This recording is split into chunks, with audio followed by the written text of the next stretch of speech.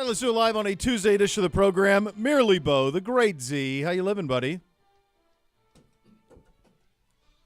One more. How did I go from off to on? I don't know. I think we were on and then off, and then I don't know. I'm great, Who dude. Who knows? I'm great. I what's have a couple of things I got to get out of the way in this first segment. So the first one Okay. is something that I witnessed on the way to the Cavs game Saturday, and I was at brunch with the great Miss K, and I saw this, and I was like, I can't wait to tell Bo about it. So I got home yesterday, Okay. and she was like, well, did you tell Bo? And I was like, You I didn't. forgot. Cavs So here we game go. Saturday. So we're at brunch, and I look over to my left, and I see a guy in a beautiful navy blue Masters quarter zip, Okay. which there's that in of itself is not really noteworthy. You see plenty of those. You see And those. you see those around. Those matriculate around. That's Absolutely. a big Especially that's this their time of year. business. Yeah, Yeah. for sure. And so I kind of looked at it, and, we had just gotten some Masters gear thanks to the great Previtz. Yep. And so I kind of looked at it and looked back, and I was like, wait a second. That's weird. So I look more closely, Okay. and what this gentleman was doing was Okay. something that I have never seen before, and I think is of you as an authority on not only the Cleveland Browns, that this is the show of record of the Cleveland Browns, Yeah, but also that's what it is. I think of you as an authority on quarter zips. Okay. Yeah, that's fair. What he had on, because what caught my eye was two zippers. He was wearing a quarter zip over a quarter zip. He was wearing a double quarter zip. One was kind of like the bottom one was zipped up to about here. The top one was zipped up to about here. It was quarter zip on quarter zip. I've never seen this. I didn't know it was okay. I don't believe he was wearing anything under the second quarter zip. I think it was quarter zip, fiend. Okay. What is the? I got to. And by the way, Give me they a- were both Masters quarter zips because I could tell from the zipper. So he's wearing a hold quarter on, zip hold on top of a quarter zip. I've never Were heard they- anything like it. There's a lot I got to digest here. Yeah. Were they of similar fabric? Yeah, it was basically like, So two. In other words, it would be like this vest I'm wearing today. okay, If I had another one exactly like it, maybe in a different color on top of it. 100%. Same fabric makeup, same Like a sweater. modern, all of our the I fabric asked- of our quarter zips. I asked because They were the ones, for example, I'll give you a perfect fabric. The fabric of our congressional quarter zips. So we had two of those. even more stupefying. So the one thing that I was thinking was, is it possible that he has a quarter zip on and then a rain gear windproof quarter zip on No. top of it, No. which would be bold, but the elements were what the elements were. By the way, rain gear, you're full zipping in a rain situation. I agree, but I've seen for example, I think 2 weeks ago I had a gray camouflage half zip Half zip. hoodie Yeah, thing it's beautiful. that is a rainish Okay. type gear. Gotcha. So I've seen that, and Okay. at that now I've never seen a stackable quarter zip ever. It wasn't. It's not That's why done. it caught my eye. Yes, it's not done. I would think I could make a pass for it if there were two separate fabrics. No. One was like close to the flesh, the other one was a rain gear No. windproof. But you're saying no. You're saying that someone, that this human was wearing quarter zip on top of quarter zip of a similar brand and fabric Yes. and function. That's right. It's exactly what I'm I saying. can't co-sign that. I've not seen it. It's not done. That's why it was stupefying. That's why I tried it. I wanted to Who's- take a picture so bad, and Kind of like when I saw the Uncle Baby and I Billy was kinda guy like- at Desert and I was Palm trying to go Springs. like this, and then I felt like he saw me. So then I I didn't. Yeah, that's a tough one. That's why when I grabbed that Uncle Baby Billy photo of That's you right. in the desert, you have to be very careful Of course. to be very discreet because you don't need an interact. You don't need a. Well, I try to make it look like, I'm texting Yeah, here, and then boom. look at Yeah. but not. I've never heard of it. I've never seen it. I can't co-sign it. I don't think it's done. But it is done. It is done because I Well, saw. I don't advise it. No, it would seem That's a absurd. crazy look. I think you want to wear some sort of a collar underneath the quarter zip, a T-shirt underneath the T-shirt. quarter zip. I've even seen, I guess if you were done, and again, but this would all be element driven. Sometimes you see, but again, this I mean, it is was more a of like cold rain day. gear. To it's me, a, maybe he was like, one quarter zip is great, but two Two's quarter even zips better? is warmer. Well, there's a functionality to the quarter zip as well. I mean, it's the one piece of clothing that you can wear white tablecloth or golf and everywhere in between. I just have never seen them stacked. I think there were so many options that made more sense. This is why I had to tell you. This is why it was shown. I've got no point of reference on it. I don't. Me neither. I'd never seen it before in my life. Is it some sort of a TikTok thing? What was the age of the gentleman? Give me a ballpark. 55 to 65. Oh, so he's just I don't give a damn mode. Come on. Care. I am not 10 years away from not I don't give a damn mode. Maybe it's 55. Watch us. Maybe it's 50. How many things am I trying to end this spring alone? Well, like you 16 are. fads I want to end and alone. This one. Well, this one I'm not even going to let start. Yeah. Wild, right? Yeah, and it has to be that's a conscious decision to do it. It's not like he's at brunch. So it's not like it'd be one thing even if you could make an excuse like you're at the golf course, you're somewhere and you're like, man, I didn't have enough layers. It was colder than I thought. I just had to put one on. That's not it. This is was put on purpose. And it was worn to the Cavs game. You saw him at brunch and the Cavs game, the same human? Yes, in the concourse, I almost fell over. I'm like, double quarter zip. And Kayla's like, shh. Gosh. Oh, my gosh. Yeah, so I saw it like completely. It was 100% intentional. Wow. It was unreal. And the buddy he was with was also in they were masters out, but he went. He's like, you only have one. I have two. I got two. I'm going to show you. How do you know? Because I'm wearing them both. Because here they are. You see this zipper here and then this zipper here. So you have the zippers layered? The zippers were layered. The lower one was more zippered than the outer. It was pretty wild. Pretty wild. Okay. Also, I got one. Wild. I wish I could help you there. I just thank you for exposing me to it. I've never heard of anything. So that's wild. And then I got another little wild story about the official Nana of CBD. So she had a roof issue. All right. And it turned out that she needed a new roof. A new roof. Yes. That's a big purchase. That's a heavy, it is. That's a heady purchase. It's a heady purchase. Yeah. So when the people were coming to prepare for the new roof, and they take off the old, and then they start nailing the base layer down. Yeah.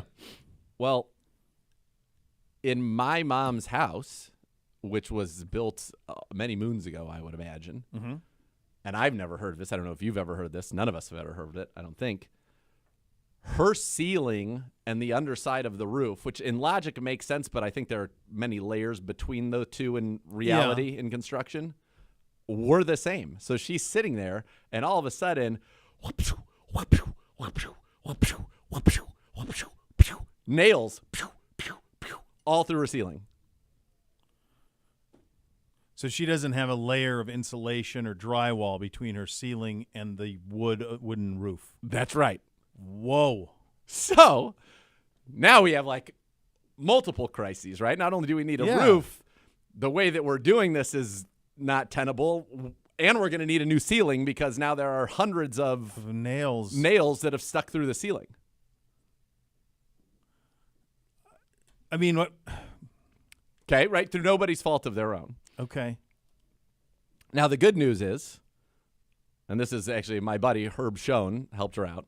Good job, Herb. Garfield 12323. If you need any roofing or siding help, you can write that down. One of the greatest old school jingles.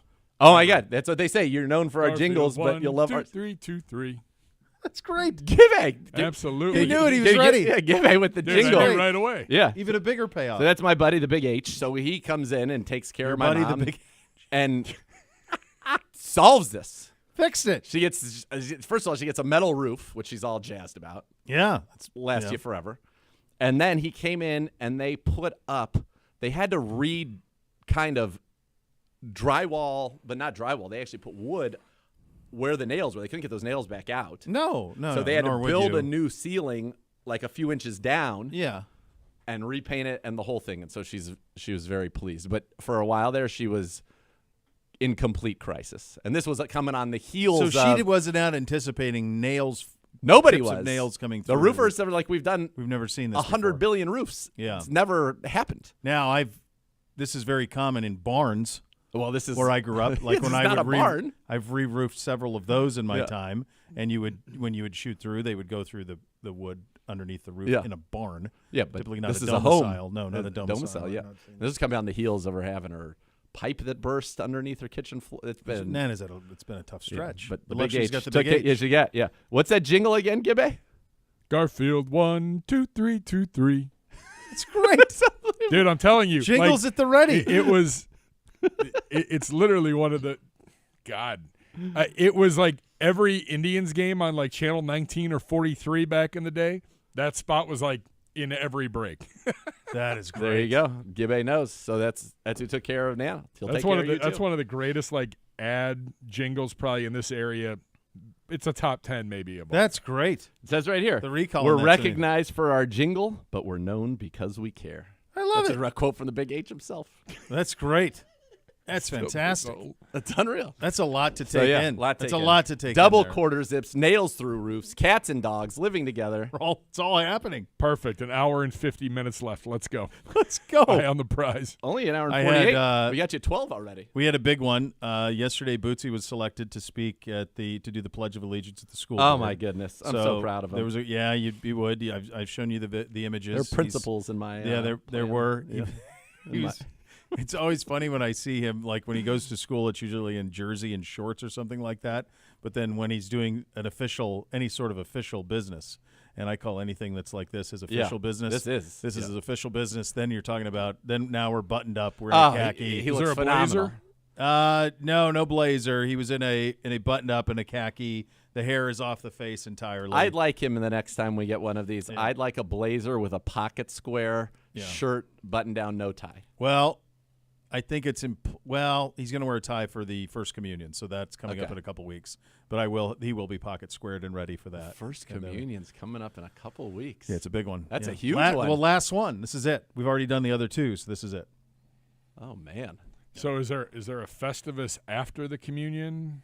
You're going to have obligations for days. It's in the middle of my father's in town, and I need that we just got to move that through. Just got to get through it. What's the date on this? I think we're gone. It's the 11th. Oh no, we're back. Saturday the 11th. Oh man. You want to come? Bootsy. Yeah, if I can. Dude, that's a big really weekend. idea. That's also Mother's Day weekend. It's Mother's Day weekend. Mother's Day's the 12th. Oh man. Yeah. Yikes. So he's coming in hot. Oh, my dad? Yeah, what day is he coming in? I don't know. Like I think Wednesday or Thursday. Oh, so you were asking him to go Saturday. I was asking him to backtrack the it so he 4th. could watch a little bit more lacrosse and then see some more Lacrosse He's not and gonna- some He's not going to see it. He's going to get a couple of games and that's it. But there it is. So this happened last night. Great stuff last night. The Cavs played last night. Yep, go. Derail. What kind of a world Okay. are we living in where the Cavs are in the NBA playoffs, and unless I have the Bally's app, I can't watch the game? So locally, because you can't get NBA TV without locally, right? It's blacked out. 'Cause it's yes, on it was Bally's. blacked out. Yeah. So then what are the Cavs doing on NBA TV? Well, because they play the Orlando Magic. Yeah, who stink? I understand. And so the Playoff games should be immune from blackout. Is that fair? Agreed, but this is also that turf war with Bally's. I mean, that's what this is their only flex they have. So, but could you imagine if an NFL game? No, but they're not the same. These things they're not linked. One is not like one's not like Somebody was the other. telling me, well, they put an NFL playoff game on Peacock. I said, that's a national streaming app. Correct. That's NBC. That's Peacock. Also, that's a huge app. Also, to further buttress your point, I think that was me that made that argument. in the local markets, it was over the air. I'm pretty sure. Of course, yes. In the local markets, it's over the air. So this is a local market game that you either had to have the Bally's app or NBA TV. I mean, I flipped on YouTube TV last night to watch NBA TV, and it said, I said, excuse, come again? That's it. Yeah. So I said, I'm going to go head-to-head with you on the radio, and that's exactly what I did. That's what you did. I said, you know what? Radio show. I can't wait. 7 to 8. I have it in the DVR. I'm going to listen to it on the way home. It's a treat. I look forward to Me it. and Mo Pedman had a blast. Love it. That's why we got spoiled, man. You have LeBron for all those years in the postseason. You're always going to get the number one TNT crew, the number one NBA show crew. You're going to get the primetime spots. Of course. I actually love a 7 o'clock tip. That's spectacular. It's great. I just like to watch it. Now, as someone, the last surviving person in their 40s who still has cable, I thrived. You're having a great time. I'm bouncing around. I got games everywhere. I'm able to watch all of it. My mom has it too. It's like one of my favorite things about being at her house is all the cable channels, It's amazing. including Bally's. Yeah. And you can bounce to everything. You can check everything out. Cavs up 12. I'm going to jump in on this. Let's go see what the Maple Leafs and Bruins are doing. Now I'll pop over here and watch the Knicks and the Sixers. I'm bouncing around, baby. I'm living. I've got the DirecTV Now app on Roku. Yeah.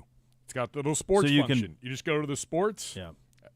List them all, and I just go bounce here, bounce there. I'm paying them about $400 a month for all this nonsense, so this isn't exactly financially sound. No. But a night like last night, it was great.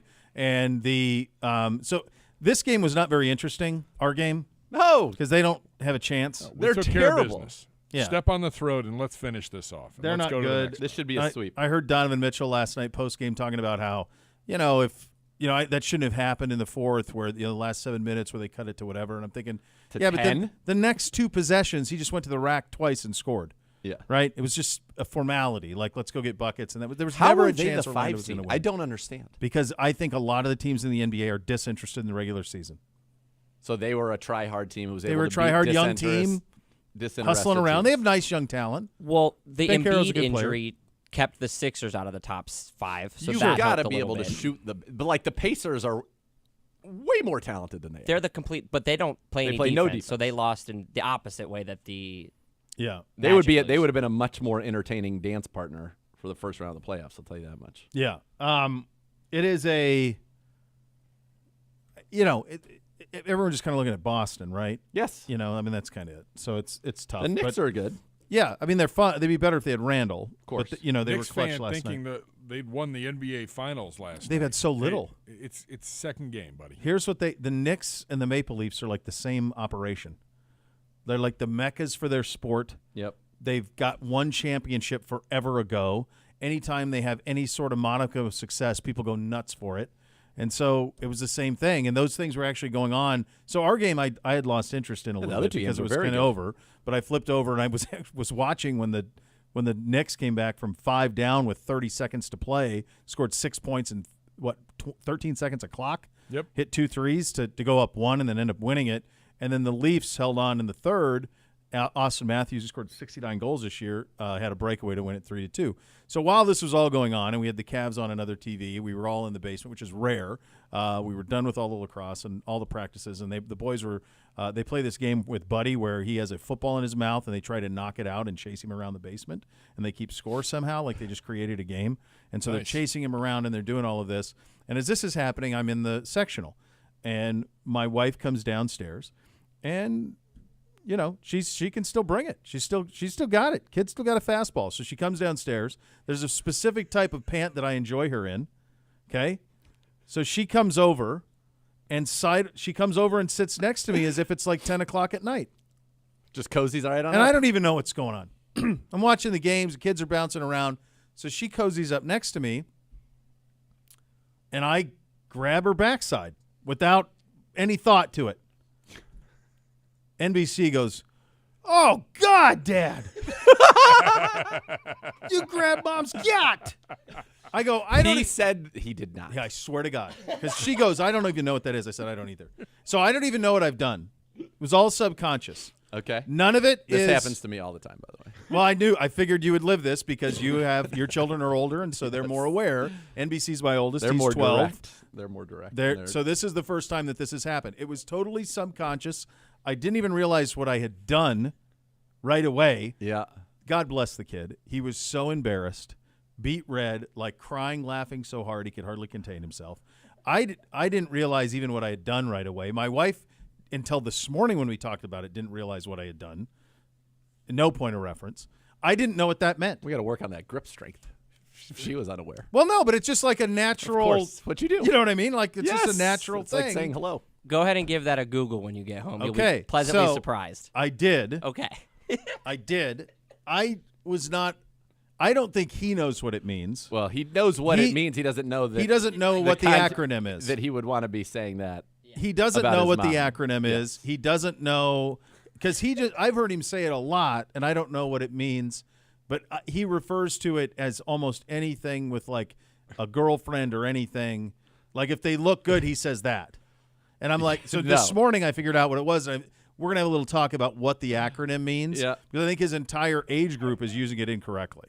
Okay. Is what I think happened. So that was that. And I was embarrassed, and then I was like, oh, gosh, yeah, I guess. And I go, one day you'll understand. He goes, Dad, that's not making it any better. I went, fair. It's fair. I didn't even think about it. Never even thought about it. Oh, man. So there you go. But the hoops were great. The hockey was fun. The 2 goals. Who scored on the Islanders twice in like 30 seconds? Canes. Yeah. And then LeBron last night. Crying. Let me ask you this.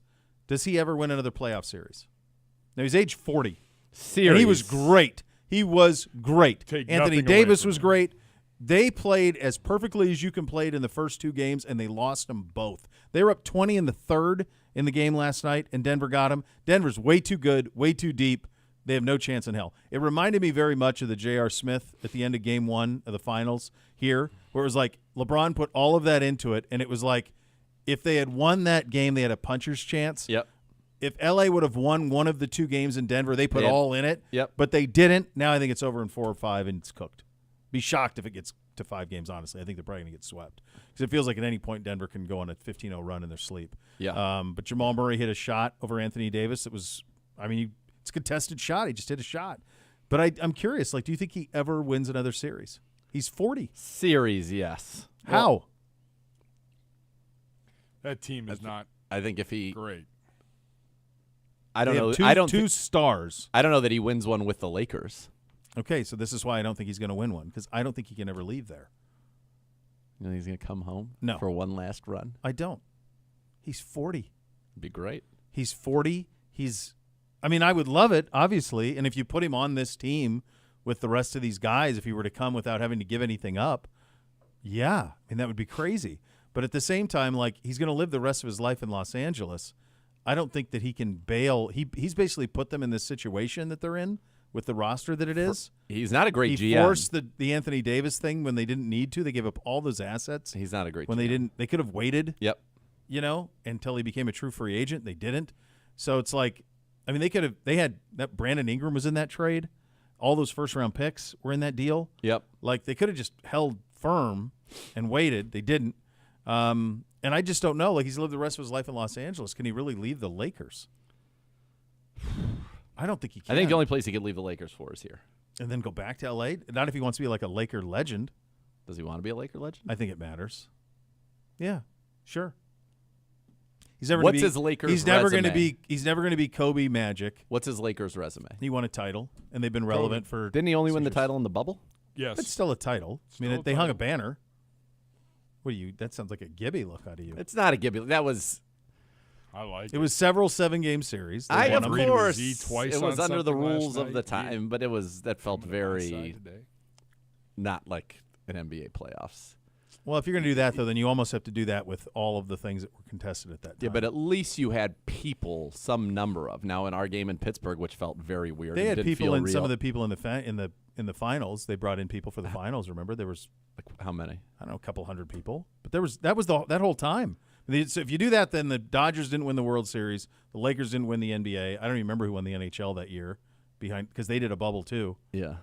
Because the NHL went to Toronto and Edmonton. I'm just did saying, bubbles. it's still. By the way, how wild is that? it counts. That was the world we lived in. That It counts. sports but, leagues went yeah, to it's a crazy. bubble. Yeah. It counts. It's just not. Well, I think He that's didn't get why to win. He's never won a banner playing in their. He in not only that, he Staples. never even got a parade. They didn't get a parade Yeah. because it was still COVID. Has he made it to the finals since? No. No. So No, he's never been in the finals as a Laker. He was in a Western Staples Conference final last year against against Denver. They went on a run. But he's never been. Yeah, it's tough. So his Laker legacy. That's what I mean. I don't is think he nothing. can leave so there. I think he can. I don't think he's leaving anything behind. I think he's gonna live the rest of his life there, and I think he. He's not even close to Magic. He's not even. Oh, I'm not. No, he's no, not no. even James worthy to the Lakers.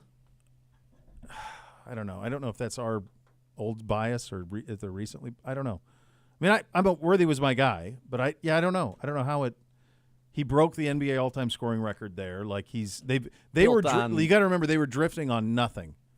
For Because sure. coming out of Kobe until he went there, they were wayward. I think they're for still a long time. So he's made them fun and relevant over the time that he's been there. I think it's crazier to be as bad as they are now with him and Anthony Davis. That's tough. I don't know. I just don't think his Lakers. Either way, so the only way he would do it, he'd have to leave like after this year.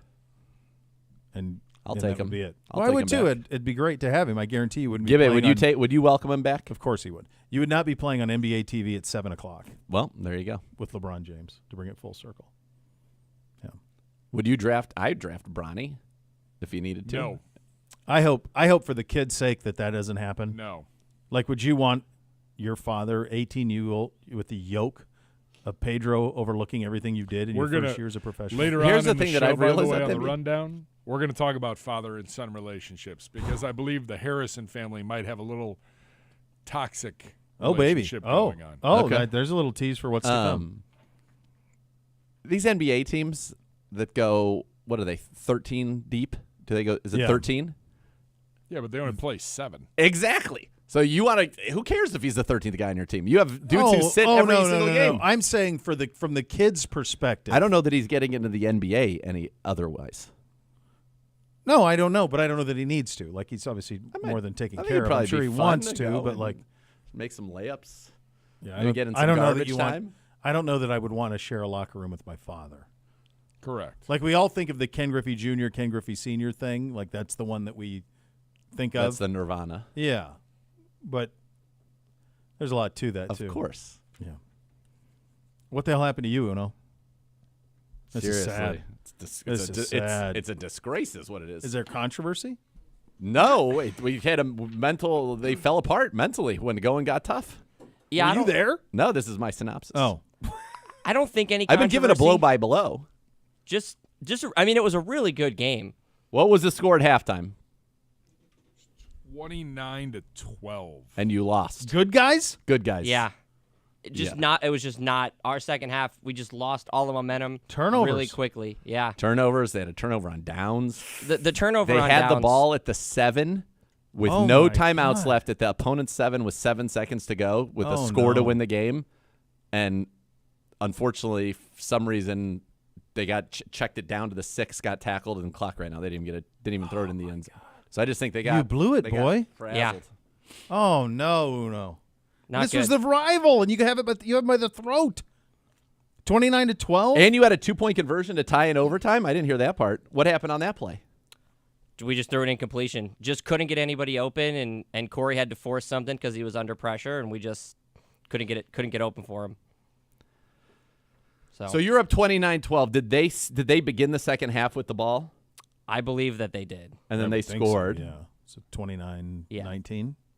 What really But killed us still, was Scores up. they cut it to 8 on a long touchdown, Quick drive. Did a and quick then drive. stopped us on the 4 and out, and that flipped the whole game. That was the moment where you could start to feel that they knew that they could win it because they were about to go on a 16-point swing, and then they did. All right. We have 2 principals on this program who witnessed it. Gibbe. Did they blow it? So was I only only there got for to the see the first first half. Okay. Because we had. Was we had Griff radio there for the program full last thing? night. Huh? Did Griff So go for the whole first game? half, when No, you Griff left, to. when you left at halftime, Gibbe, you were like, "Oh, it's done." I felt really good about it. Yeah. I was like, they had forced 2 turnover on downs, and Corey had an interception in the end zone. I'm like, they're cruising. Oh, All man. they got to do now is just go score for score with them. Like, because it's flag football, which means you're basically playing glorified Arena Football League rules.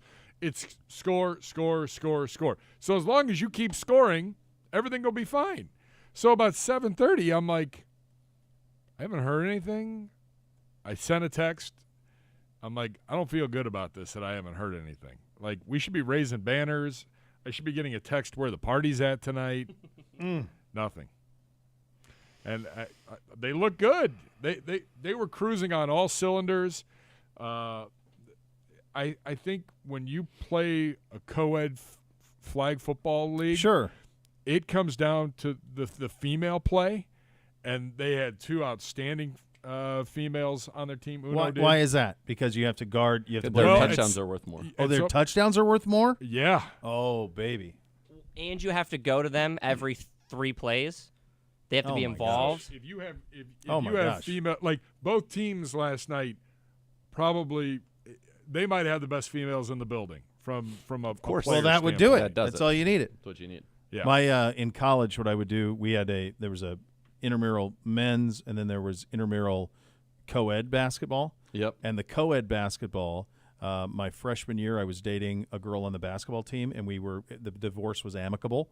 And so for the rest of my college run, every girls basketball player that redshirted played on my intramural team. That's right. Just hung banners. Of Because the same course. thing. Their 2s are worth 3s, or 3s are worth 4s. Yep.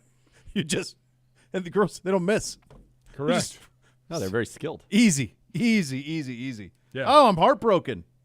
It was It's a heavyweight devastating. You're fight, only I guess. lost to the game. Only lost the season. 07 Yeah. Patriots. It was 07. That's what we said after the You game. guys We got were beaten like, by dang, plastic bursts. Oh, David Tyree got us David Tyree when it got mattered you. the most. And this had become your stat line, 2 for 30.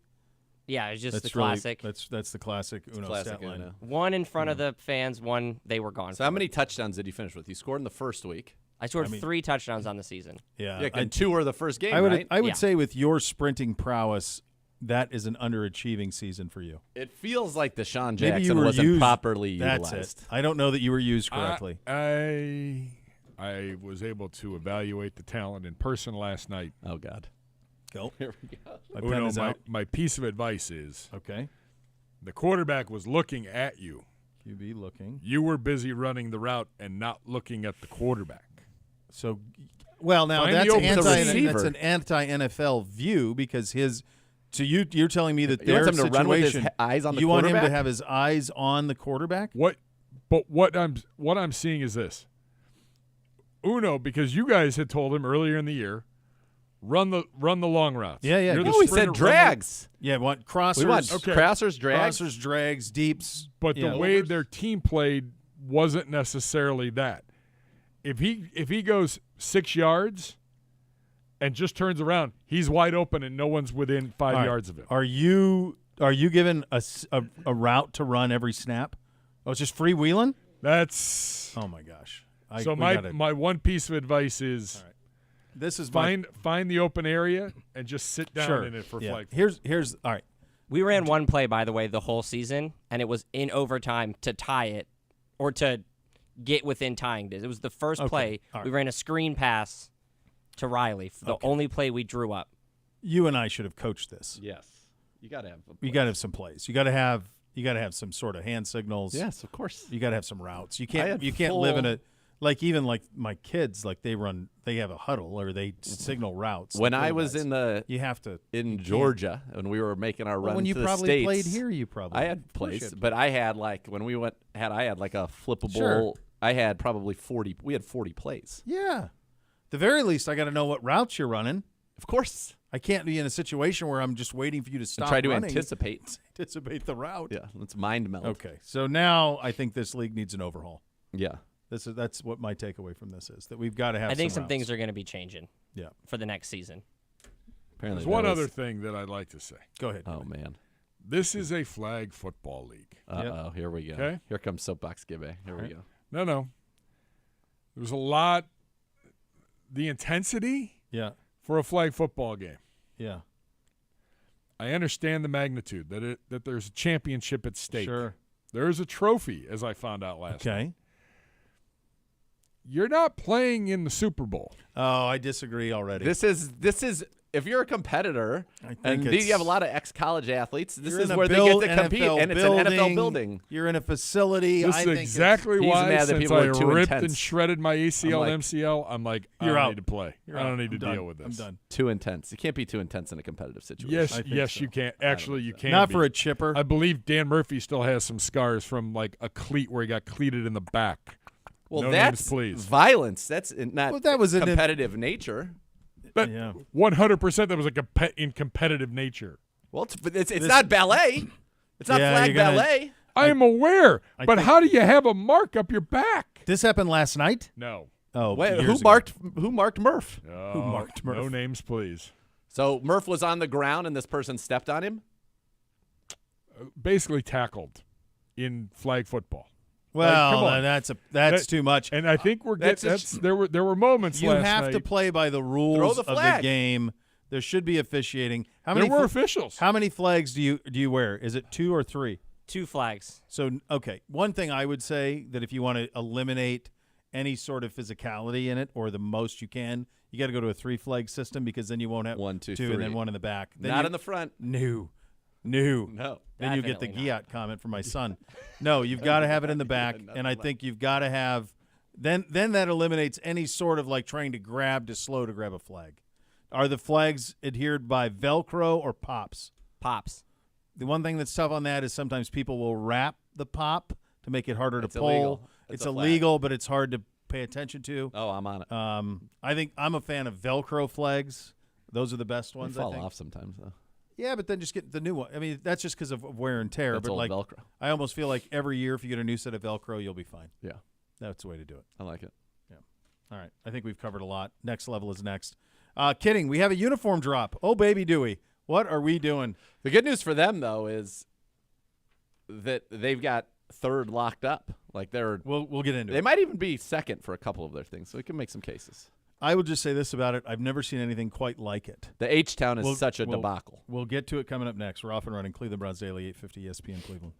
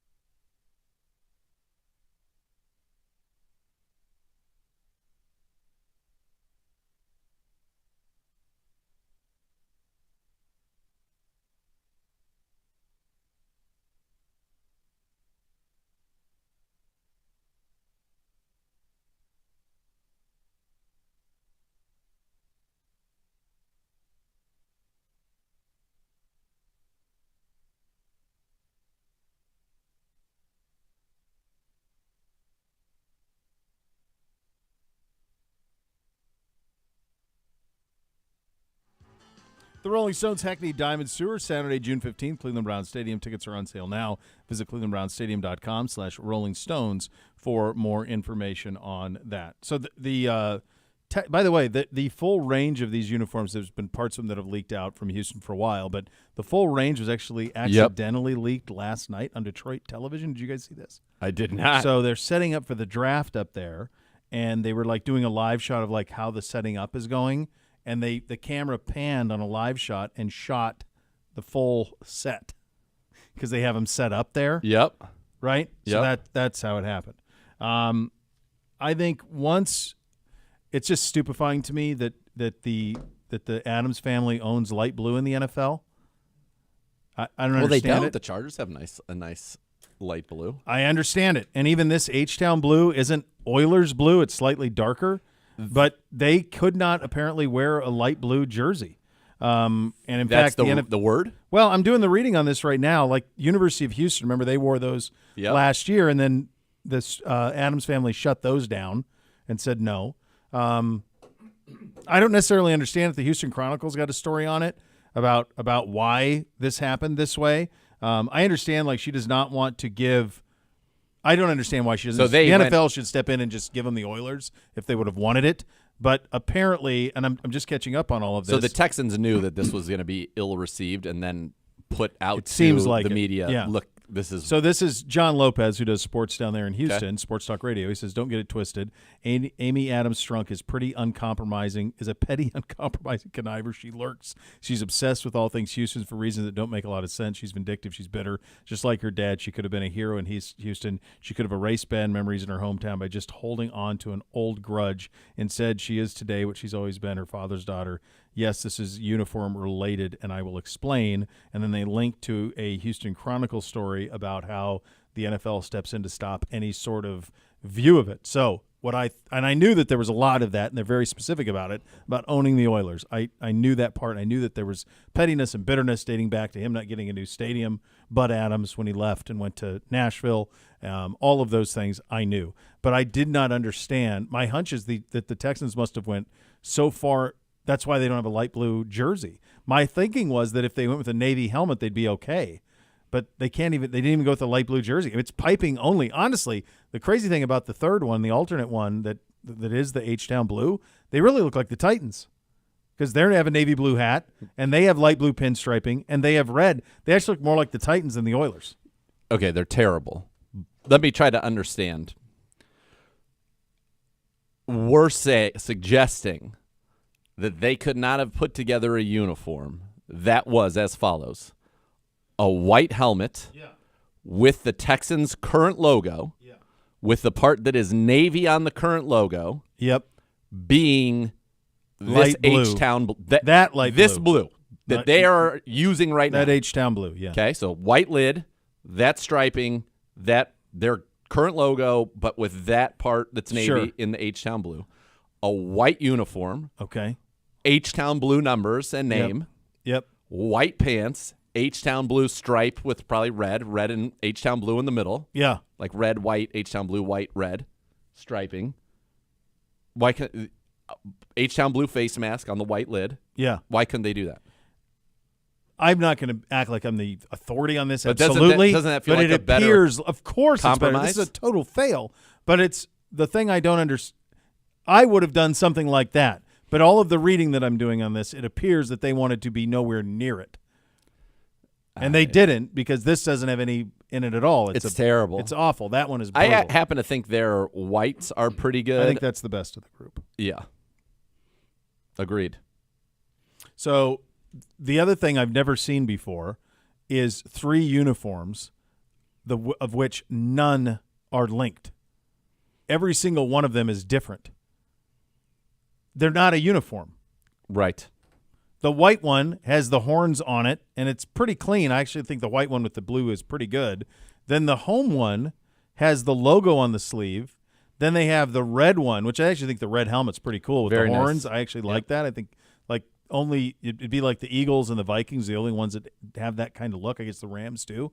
But like I think like a longhorn horn on the side is kind of cool on the red one. Agreed. And I don't know why you couldn't just have that be the whole uniform look, but they didn't. So they really have 4 different uniforms. Yes. There's not another situation like that in the league where there's no uniformity in the uniform. No, because you're saying I'm saying none of them are the same. The white one has a different shoulder stripe than the blue and the red and the H-Town blue. It's 3 different uniforms. Yeah. There's no uniformity. What's the stripe on the red? It's just 2 stripes. And so on the It's not the horns. On the blue, it's a horn. I mean, on the white, on it's the a blue, horn. it's the logo. And on the blue, on it's the the white, logo. it's a horn. On the red, it's 2 stripes. They're not. None of them And are then the there's same. nothing on H-Town. No, it's 4 different jerseys. Yeah, that is wild. I've never seen that before. Not just in the NFL, but college anywhere. I happen to think the whites look very good. I happen to think the reds look very good. I really like the red a lot. I happen to think that the blues actually look pretty good too. The navy. I just think the H-Town is such an absolute fail. Such an absolute fail. And I realize, and maybe they're hindered, limited, whatever the case may be. If they're able to get that color involved, Why there couldn't were they make ways the to make jersey it that better. color? Right, of course. If you have to wear a blue helmet, wear a blue helmet. I actually think it would But look why do you pretty think cool. they have to wear a blue helmet? Why I can't they have wear no a white clue. helmet? I don't know. It's so crazy how this protection of the Oilers. They should have a white land. lid anyway. Of course, their lid should be white over the blue. Yes. 100%. I actually think you could have done like the red helmet as a primary and had all of the colors in that if you wanted to.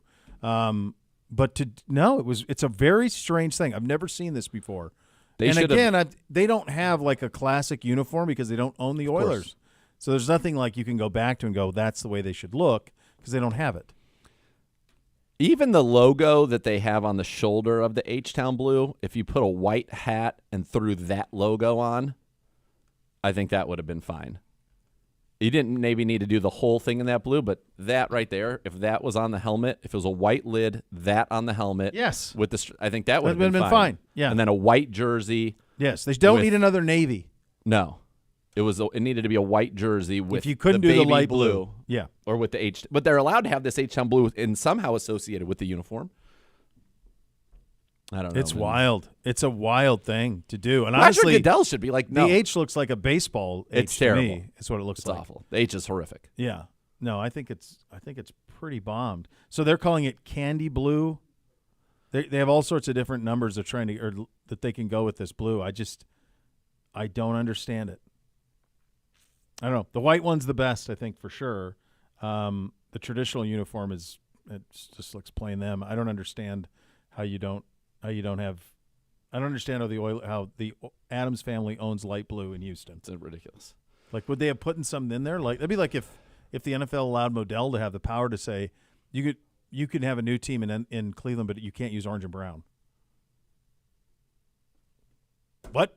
It doesn't make any You sense. own colors? I understand you own shades of colors, sure, but there's a bunch of shades of light blue. Well, yeah, they're calling this is a different blue. It's a different blue. All right. I think jersey rankings of the 4 So drafts. we have all 4 out Yep. I'd say Lions number 1.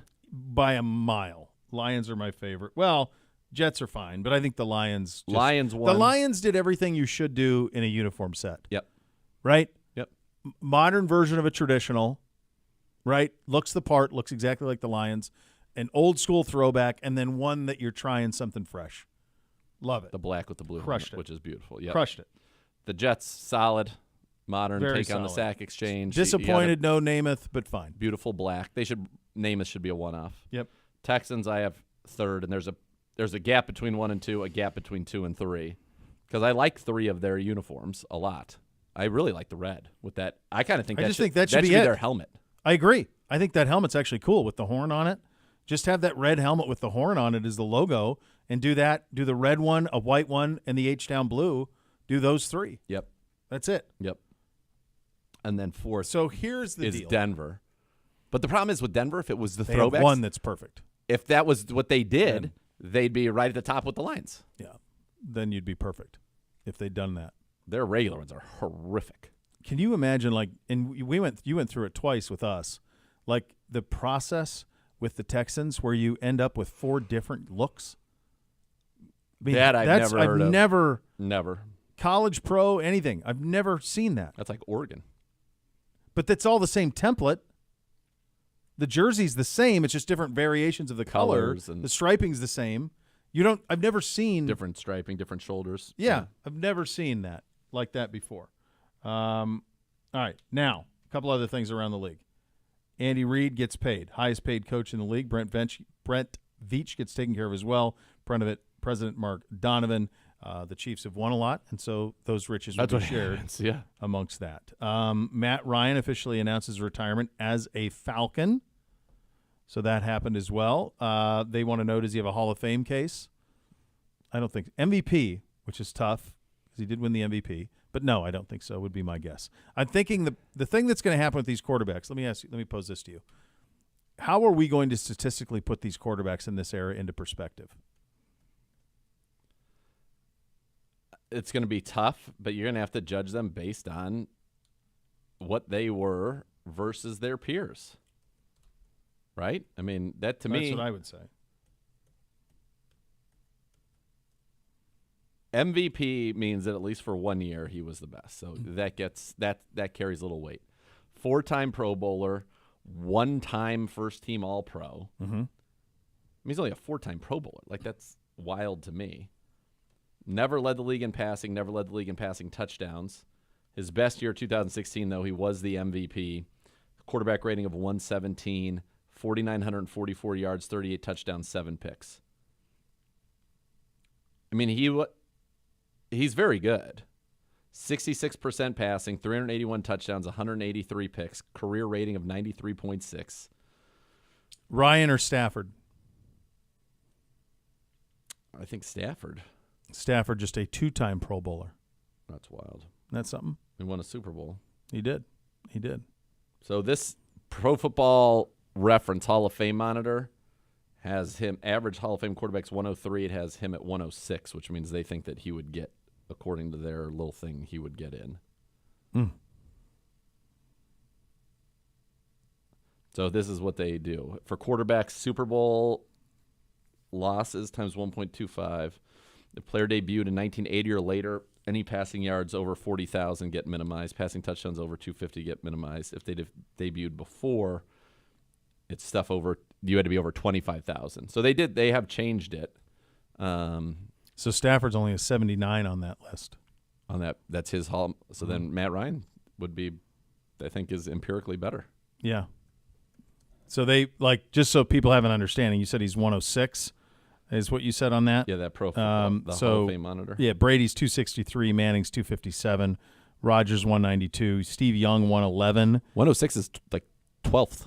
106 is 12th. It's 108's the average Hall of Fame quarterback. Yep. And then Roethlisberger's 100, Phillip Rivers, and so forth. But then they have those guys who are old school guys like Bart Starr, Bradshaw, all those guys. So that's what makes it a little tricky. Yeah. Yeah. So yeah. Yeah. He was great that 1 year. Like, if they had just gone with Kyle right away there, like, how many does he stack? Stafford, I just wouldn't have had Stafford being no-time All-Pro, not even a second team.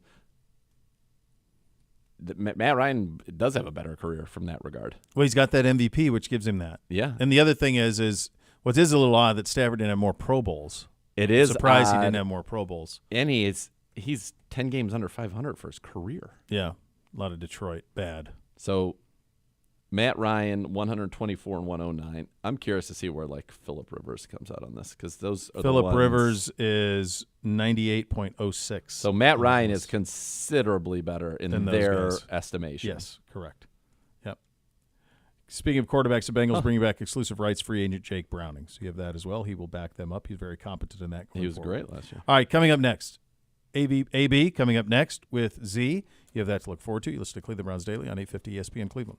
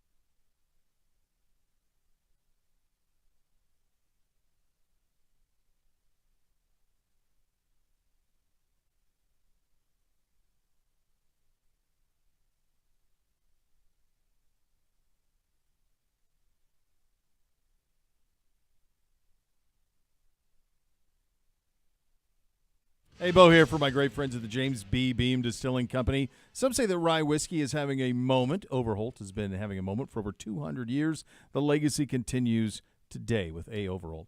The latest chapter in their ever-evolving story of American rye. Taste what 2 centuries of experience can make with a robust Pennsylvania-style rye whiskey. The newest thing in rye is also the oldest thing in rye. It is available now. Check it out. You will not be disappointed. 2 days from the NFL draft, here's Z with our boss man, Andrew Berry. What a treat. Before the Browns set to pick some players here in 2024, we are joined by the general manager of your Cleveland Browns, Andrew Berry. AB, good to be with you. Good to be with you too, Nate. Thanks for having me, man. It is an absolute joy. It is a treat to have you. We get to do this every year kind of prior to the draft. And next year when we do it, we'll get to maybe even talk about a first-round pick. But We'll see. This year maybe a second-round pick because we haven't picked in the second round in either of the last 2 seasons. Correct. Either. Where's kind of your mindset with that second-round pick? Because it's a position where you really can move. You've moved up and gotten guys like J.O.K. You've moved down and still gotten guys like M.J. Emerson. What's kind of your mindset with that second-round pick? Yeah, I think our mindset is just flexibility. We have a number of players that we think will be potentially available at the spot, but we really won't know until we get to Friday night. And depending on how the board falls on Friday, Sure. We'll determine if we move up, we sit and pick, or if we move back. So it's hard for me to give anything definitive today, but we'll have a better. But that's the mindset that we can. Maybe somebody's going to fall to us. Maybe we can get aggressive like we do at JOK, or we can chill. We're not going to get so aggressive though that we end up on Thursday. Yeah, I think that would be pretty unlikely at this point. I would be surprised if that happened. So you would know better than most. So I learned never to say never. For sure, never to say never. All right, when you look at this roster, and you and I got to talk about this a couple days ago, but I mean, you could make, I think, a pretty darn complete 53 right now, and in fact, with some competition from 53 through call it 59 to make this football team. And yet, you're going to go out there and pick in the second round, the third, the fifth, couple in the sixth, couple in the seventh. What's kind of your mindset with these picks? Because the days are long gone of we need a starter at left tackle, we need a starter at Mike linebacker. It's more kind of filling in and then thinking probably about the future. Yeah, it's definitely more future or I should say it's more long-term focused. Okay. We look at the draft as being investing in the long-term health of the roster, long-term investment at certain positions, and so as we go into it. It really is without a ton of consideration to where we sit today because, once we get into the season, you get surprises in both directions, whether guys, they take the leap, whether guys, get hurt, they age out, or just things go differently than you expect. So we are pleased with where the roster sits today, but nobody really knows. And so, For sure. We'll look to really build the best, 90-man roster that we can, with the long-term health of our team in mind and attack it that way. How long did it take you in this role, and I'm guessing because this happened much earlier in your career, but one of the things that when I first came into the Browns organization, you got to training camp and you have in your mind that everybody who did something good the year before, like that's going to continue and never change, right? All the good is good, and then we're just going to fix the bad, and then everything's going to work out. Well, as you mentioned, that's not the reality. How long did it take you to kind of realize that just because somebody was good a year ago, that doesn't mean their trajectory stays the exact same, and you have to think about all of those contingencies? Yeah, I mean, it was something that Bill Polian actually said, in a different way. He would talk about your needs today aren't the same as your needs tomorrow, and that was maybe like a broader comment in terms of the roster, but it's something that he would always make his staff aware of at an early point in my career. So that really always stuck with me. And then as you have more cycles and more seasons under your belt, like you do realize that you'd like to think it's just, hey, you leave off right where you were at the end of last year, but that's just not the reality of the sport. What did it say to you? Because not only are you trying to build a great team here, I know how important it is that you're trying to build a great culture, which facilitates, I think, and lifts up a great team. And I think you've done that. Talking to the guys, just how much they love being in that locker room. What was it like to have a free agency period where everybody wanted to come back? I mean, it's always something it's a good problem to have. Yeah. You can't always bring everybody back, obviously, but we had a good group that enjoyed being around one another. That most importantly, played well together. And some level of continuity is good, especially in team sports where guys learn how to play together, and specifically you hope that your young team that like grows together. And so that was pretty cool to see this past off season. We obviously did bring a lot of guys back. I can't say that was like the primary driving factor for our motivation for our off season moves, but we are excited to have the nucleus still in place. When you have guys who have played at a high level, like a Zadarius Smith and Shelby, and even a guy like Mo Hurst who's been in the league a while, or Rodney McLeod who's been a Super Bowl champion, played at a high level in various stops along the way.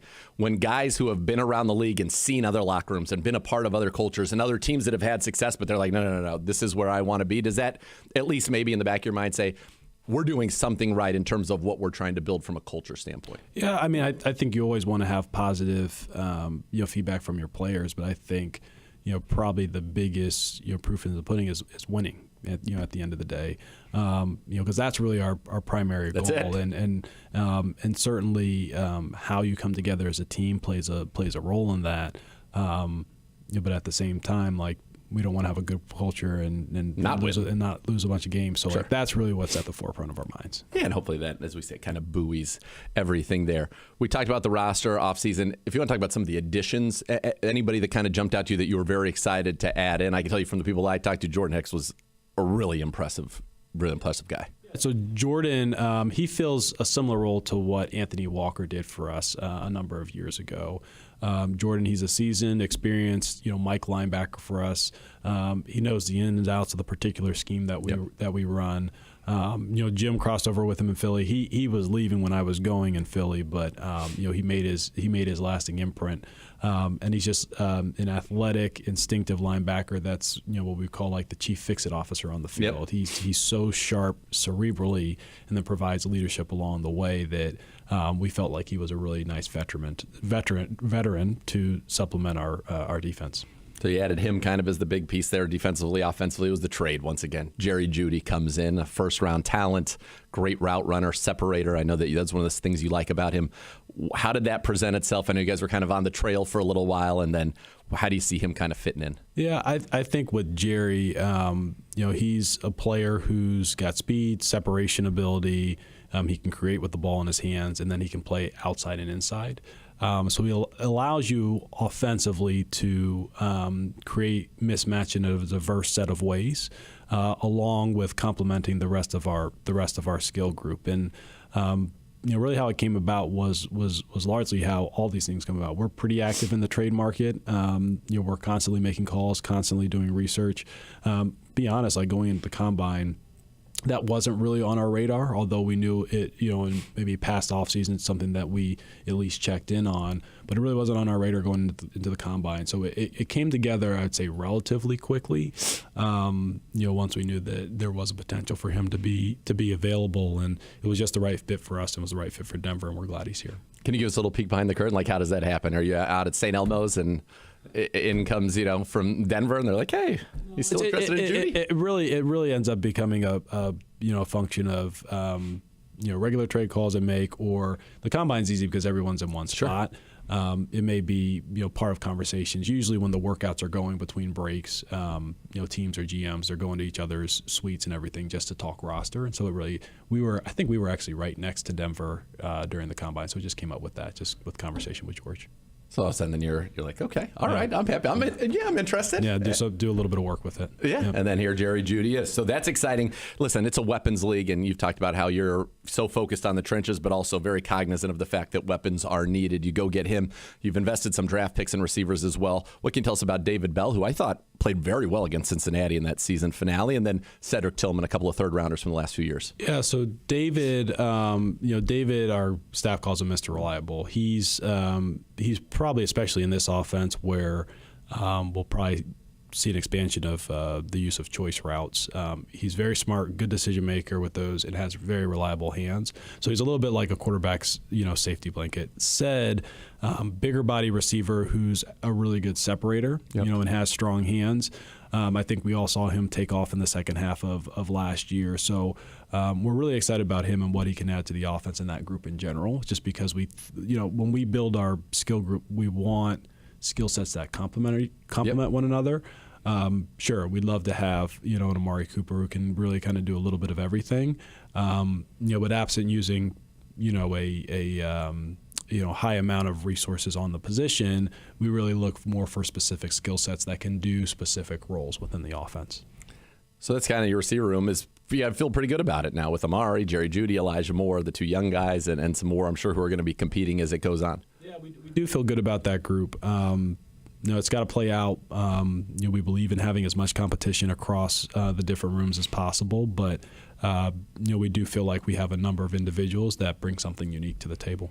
When you kind of go into a draft and you think of, you talked about earlier, our top assets, right? You kind of like to classify those top assets into certain positions, not classify, but to kind of, there are groupings of positions that are worthy of that asset because of salaries and things of that nature. What's kind of just big picture wise, what are kind of, in your mind, the most important positions for top level assets in the draft or even, in a trade? Yeah, I mean, I think people know we're a quarterback centric organization. It's the most important position in sports. I think people know that we like linemen. I don't think that's a secret. And then, really positions that influence the passing game. That's really our priority. Now, we don't operate exclusively in that manner. And you have to be able to be, flexible just because you can't dictate or control the draft. But over the long run, you'll probably see our investment in those areas. Speaking of the quarterback, how's Deshaun doing? I've heard he's feeling good, looking good, and it seems very positive for right now. Deshaun's doing well. He's progressing appropriately in his rehab. He's continues to ramp up his throwing progression. We're all very pleased with what we've seen in terms of his recovery to date, and we'll continue to take it week by week. I want to ask you about the running back room, and you can sprinkle a Nick Chubb update in there while you do it. But I like Pierre Strong a lot. I think he's got a little bit of juice. Jerome had a tremendous year for us as well. You bring in a Deontay Foreman, who I looked this up. He had 11 games in his career. He's gotten 20 or more carries. He's run for more than 100 yards in 7 of them. So you big, strong, physical back and kind of some of those short yardage things. And then you add in Naheem Hines, who can return kicks, but also speed, catches the ball in the backfield, all of that. When you kind of look at that room, are you happy with where that is right now? Because you've got a mix of veterans and young guys, or is that a room as well that you want to think about this year and beyond? I'd say every room we think about this year and beyond. But as it sits here today, we were pleased with the performance that we got out of that room last year. I think we were able to sprinkle in some additional skill sets. And I've mentioned, I think the running back position it's more of a platoon position in today's game. And we certainly feel like we have the skill sets there currently. That's not to say that we won't add between now and the September opener. But we like the guys that we have to date. All right, let's talk about your draft board. When do you say, all right, enough's enough? We cannot chase ghosts, no more analysis. The board is set. Have we reached that point? No, it's at that point. Okay. It's really more thinking through strategy at this point. Usually the board's probably set 2 weeks out before the draft, absent any unique or special information coming in. And then really the last 2 weeks, it's scenario planning and strategy. The simulations, which are, you guys like to do those, right? We do. We run through a number of different simulations just to maybe stress test, what our preferences are at different picks and, what we would do if presented with different trade scenarios, because it's a little bit like when we're in the fall and the team practices base downs, third down, red zone, short yardage, goal line, 2-minute throughout the week to be prepared for the upcoming opponent. Sure. It's no different for us that the first time you don't want to react to a set of scenarios is when you're on the clock, because at that point when you get to Thursday, Friday, Saturday, it's really about execution.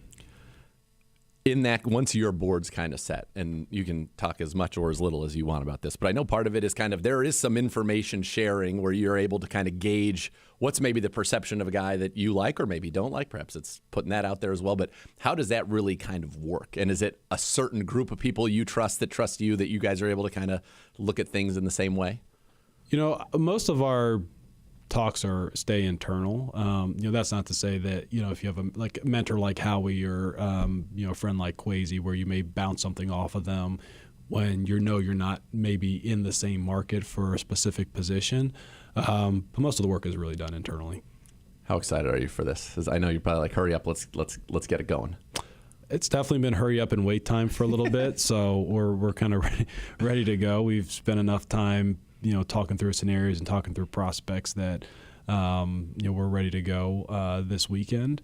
But it's also nice that this is kind of a slow week. We'll do a couple more, sessions of scenario playing. Our scouts are in, which is always great to see them.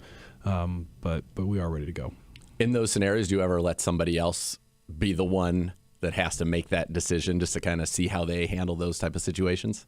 Less so in like a formal aspect. Like usually we'll have the group make the selection if we run through like a simulation rather than me saying who I'm actually going to pick.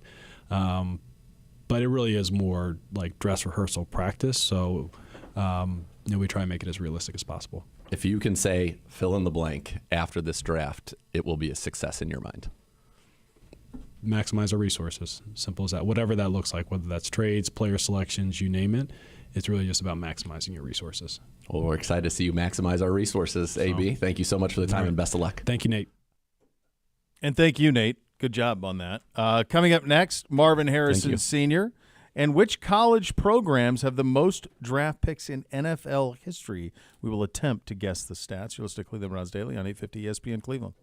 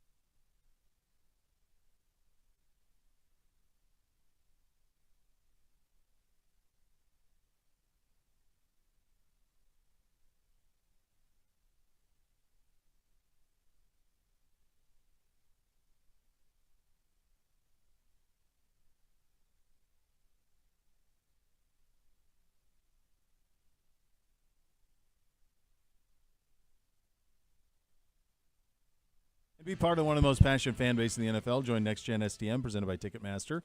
Official waitlist to your Cleveland Browns. Being a Next Gen STM, best chance to become a season ticket member in future seasons.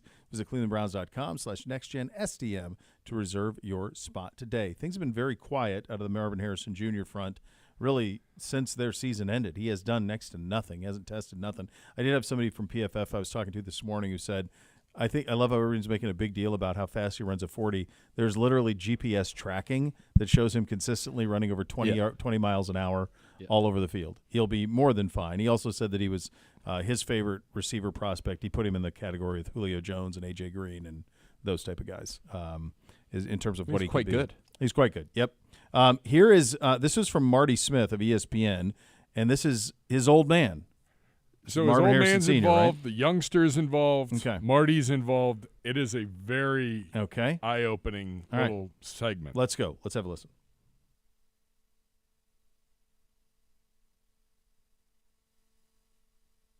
It's one thing that I wish he had from my game. You got to complain for ball.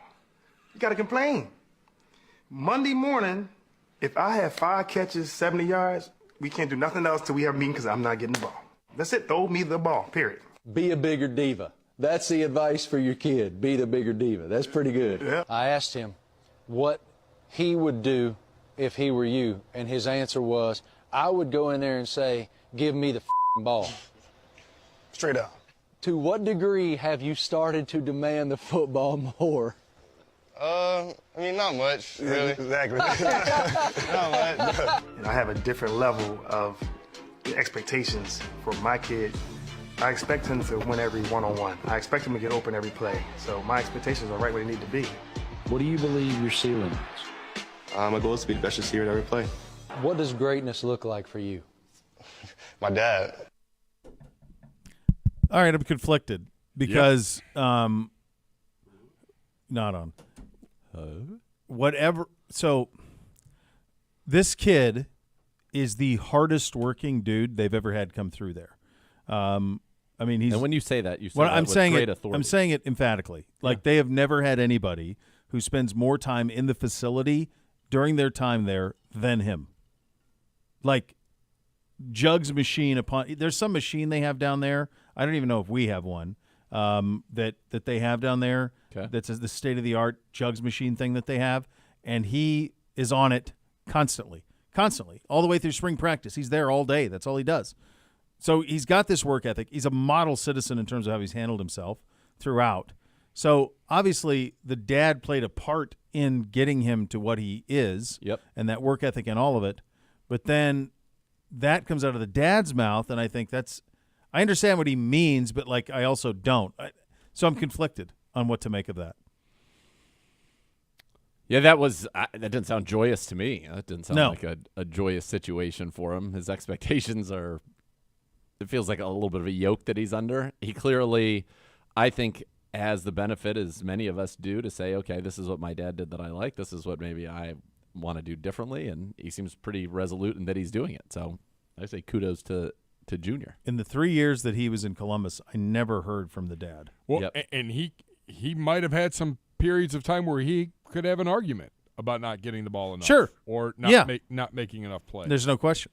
But I never heard from. He was never Never. a distraction down there. Nope. Senior wasn't. So this is all just. It's just I've never heard anything. Like, where Never is heard this I coming didn't- from 48 Yeah. hours out from the draft? Yeah. And I don't like – I can appreciate wanting to make your parents proud, but, like, the fact that the only thing that matters is, you know, what gives you, like, what makes you the happiest, making dad happy. Dude, you got to make yourself happy. Yep. You got to take care of you. Yep. Like, your parents are already proud of you, and they're already happy for Yeah. you. Like, you got to go live and do your thing. I hope that this isn't a case where this guy becomes the meddling dad. Yeah. And I got to hear from him all the time more than I hear from his kid, who's a pro's pro from what I've seen and everything I've heard so far. By the way, I would love to hear Peyton Manning discuss a Monday meeting with Marvin Harrison where he had 5 for 71 and he was like, I'm not getting the ball. Yeah. I don't imagine that would be a very long conversation. I feel like Peyton Manning would be like, Get out. get out of here.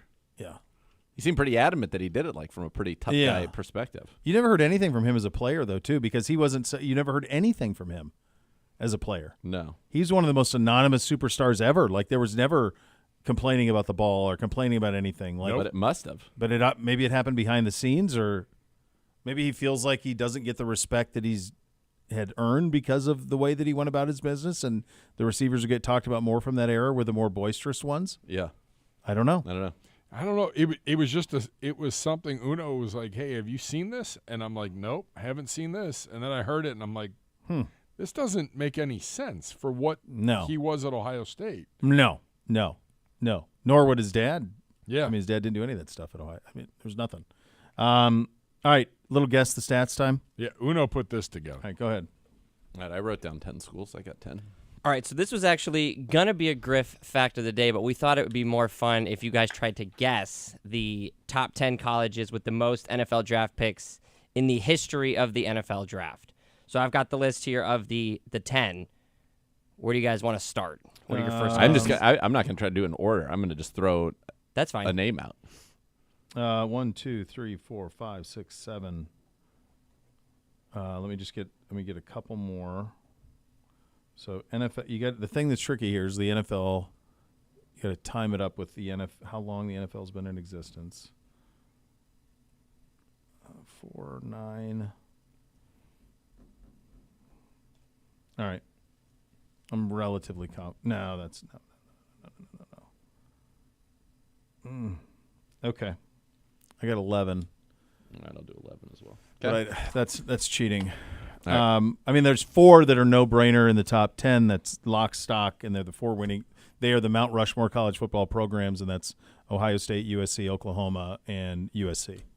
Yeah, USC 2, Ohio State 3, Oklahoma 4.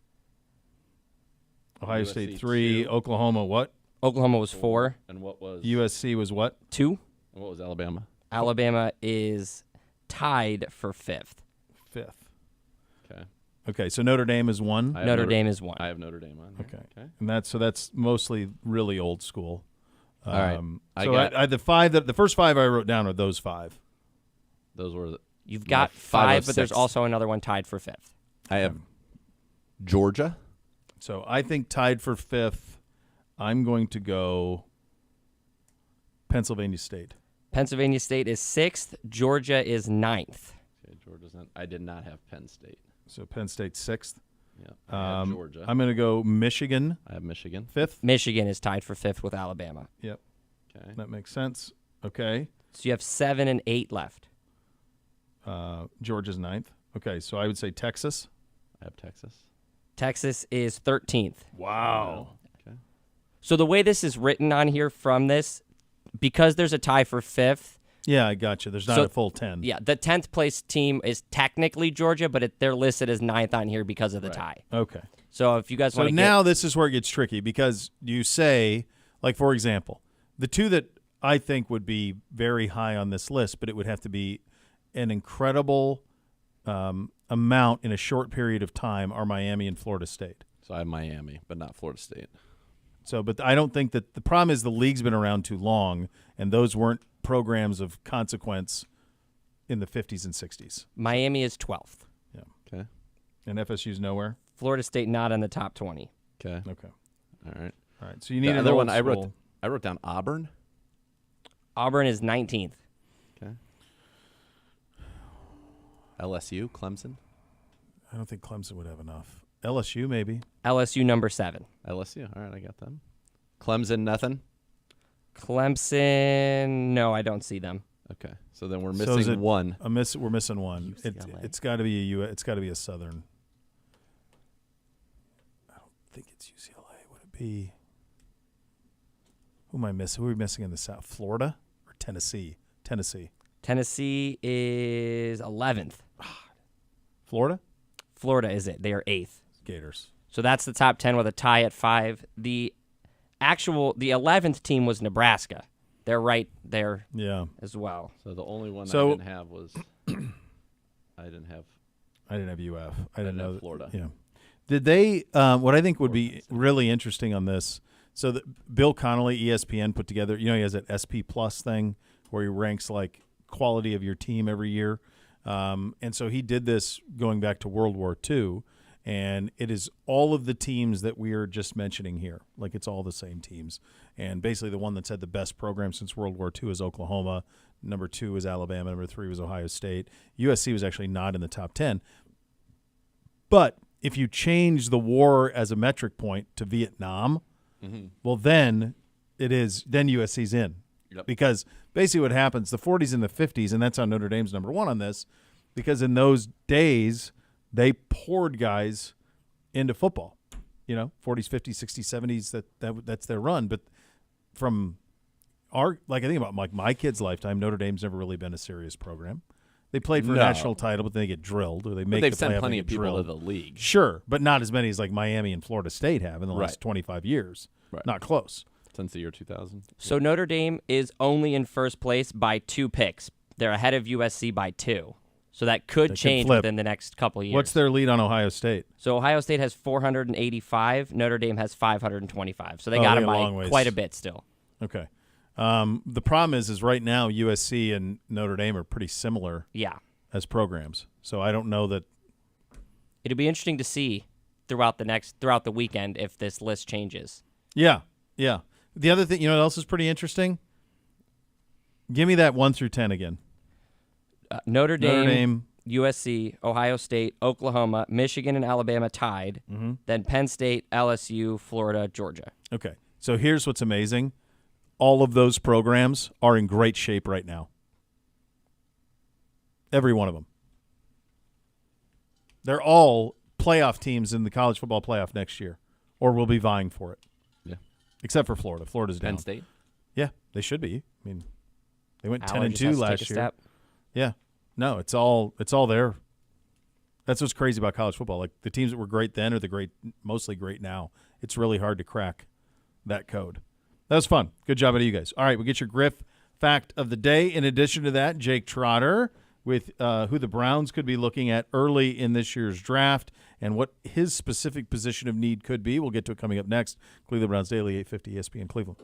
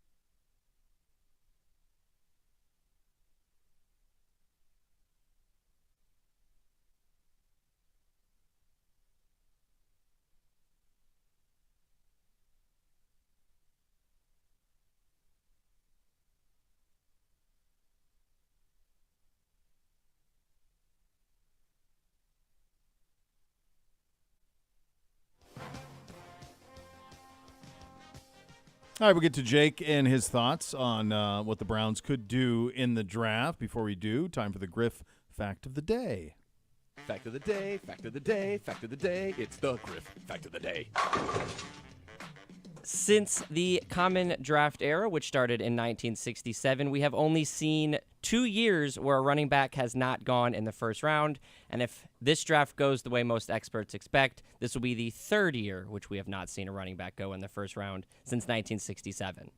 So it's pretty interesting, like, as we get more recent into the NFL, that running backs are not going anymore. Yeah, and that's a function of the change of the way the game is played, primarily. But I do think, as we saw last year with Bijan, if you have a weapon that can be used in the run and pass game, and you're elite, then you can be a first-round pick. That's kind of it. But what a pick like that fails to take into account is the opportunity cost.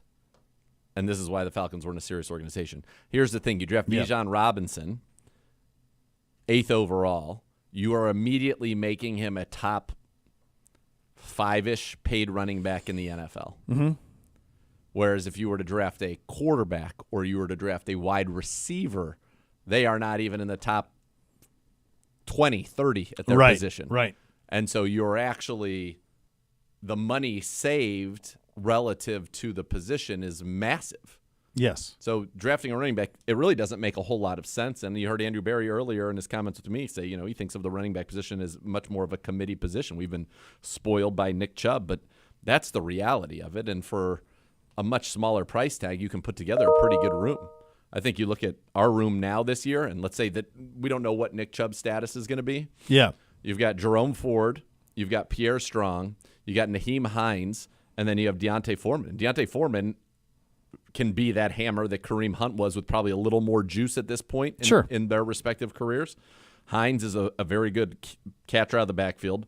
Ford had a very nice sophomore season, and I think Pierre Strong's got a lot of juice and special talent. So, like, with that group, you're going to get good production. I mean, last year I think we did it. It was like 2,000 total yards and 20 touchdowns in the running back room. Yes. You're viewing it more as a room versus an individual. Yep. And that's the thing that's happened. No, I was with you on Atlanta taking Bijan. I remember, in fact, saying, like, I could understand it if you were Philly and you felt like you were a player away, one dynamic player away.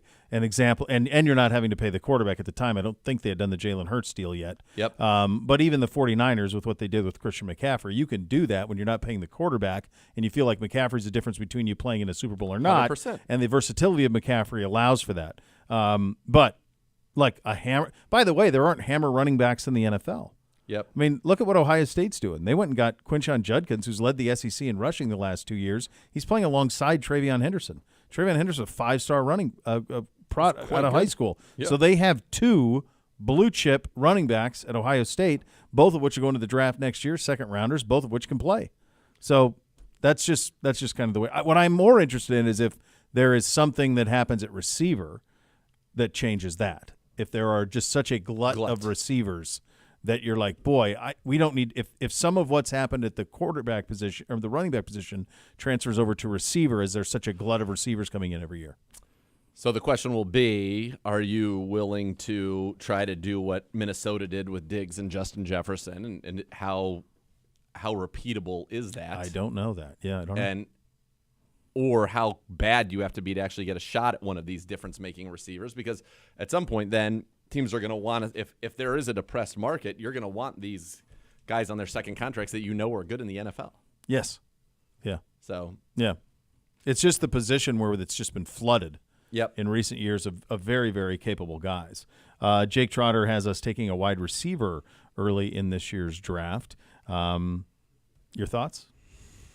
I certainly think it's possible. You talk with AB, and you heard my talk with him. It's a weapons league. He's about getting weapons. He's looking for very particular skill sets and unique skill sets in our room. And I think that there is got to be some type of what I would call succession planning in mind, right, for what the Browns may or may not do at that position. Because Amari Cooper, you just don't know how long Amari Cooper you have with the Browns at this point in his career. I mean, he was drafted, in the 2015 draft?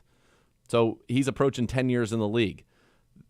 You just don't know if you might have to think about going for a receiver. And so, Troy Franklin's a name that keeps showing up because he can fly and make vertical catches. Roman Wilson is a guy that you like a lot.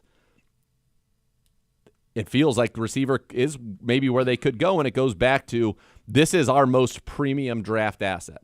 So that's the line. Right what there. are you going to use that on? Here are my 3 guesses. That premium asset is going to be used on either a wide receiver, it's going to be used on an offensive tackle, or it's going to be used on a pass rushing defensive tackle. Yeah. And that's it. Yeah. No. We will likely draft a running back. We will likely draft a linebacker. You're just not at 54. That's not happening in the second round. No. So that's just where the league is. It's where the league is headed, and there are premium positions, and those premium positions.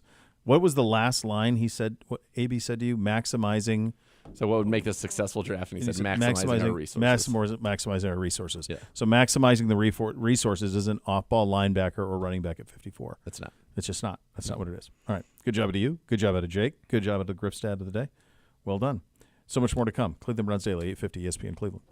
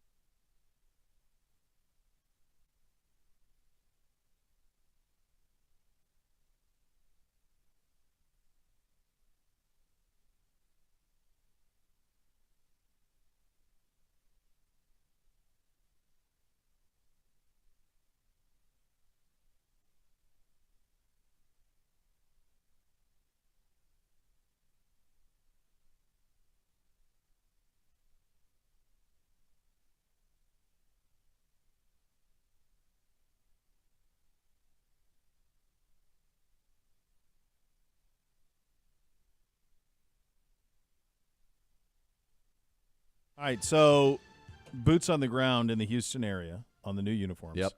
The way that I understand it is that anything that even resembles an Oiler look or amalgamation was stopped by the ownership of the Tennessee Titans. Number 1, that's BS. Number 2, Goodell needs to intervene, and the rest of the owners need to intervene. And then number 3, then they just should have scrapped the H-Town concept and just gone Yes. with the 90, white, 90. blue, and the red. Yes. I don't have a problem. Or make a white version of your own uniform, your own helmet, your current whatever. Yeah. Just make a white helmet.